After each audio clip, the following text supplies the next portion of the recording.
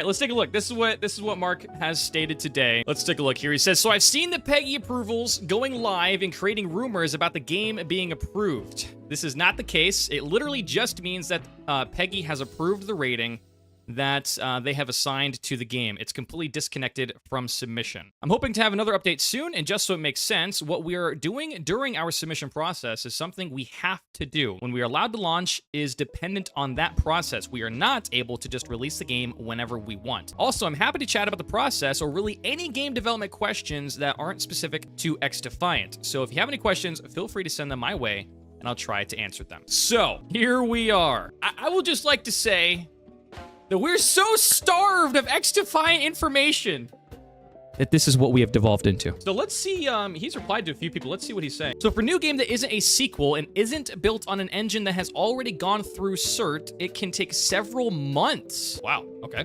Generally, games have to go through 2 submissions, and then sometimes even after 2 subs, you still have to do a day 1 patch. Okay, well, I'm just gonna say right now, based off of this one reply from Mark, that probably makes sense why we haven't seen the game yet. Oh, this is new. Yo, look at this. Okay, Mark, did y'all get to see the amount of people that played the open beta? I'm just curious what the approximate number was. A little over 2.5 million. We were aiming for like a quarter of that. Yo!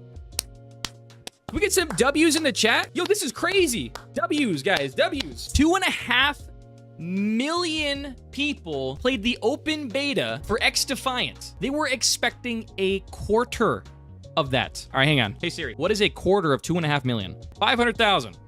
Wait, is that right? Wait, did that? Hey, Siri. 250K, okay. Is that? No, it's not, right? Wait. Hang on, I'm really good at math, guys. Hey Siri, what is 25% of 2.5 million? 625,000. There we go. So they were expecting 650,000 players, and they got 2.5 million. I'm not good at math, bro. All right, that's the one thing. I'm not good at math. I struggle really hard at it. Yo, this is actually kind of insane. 2.5 million people. They had 1 million in the closed beta, which they extended, by the way. I believe I saw yesterday. I was not able to partake in it.